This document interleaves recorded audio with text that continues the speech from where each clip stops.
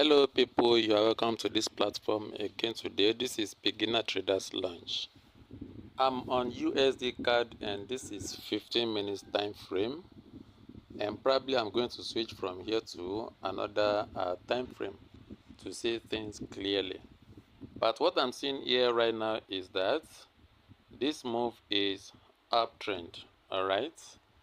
And from here I have my yellow line here, which is the top-down analysis of a 4-hour time frame. And from there you can see that this move closes.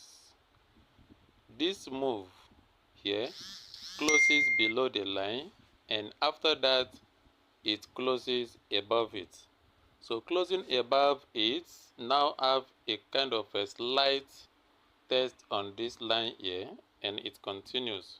So this gives a sign that this market is going to go long and break here to take the TP somewhere. Let me check a 1 hour time frame here. This is 4-hour time frame. When you look at it, what I'm saying right here, you see that we have obstacles here, resistance.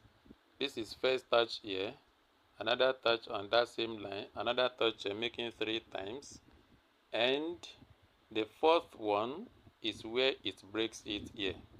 And when breaking it, you see that above the yellow line, the 4-hour time frame top down analysis, it closes. The green candle that breaks it, that long one, closes above the yellow line, and it has another green line which came back to retest this same area before moving on. So here right now I want to go long, and just to take my TP right here first and see what happens, whether it's going to break this IA and head to, let me check, and head to, okay, that might be the stop for it, or somewhere around here, then we'll see what will happen next. So I'm going to open the trade and show you the results later. Don't forget to subscribe to this platform for more analysis. Thank you. There, that is why I hop in.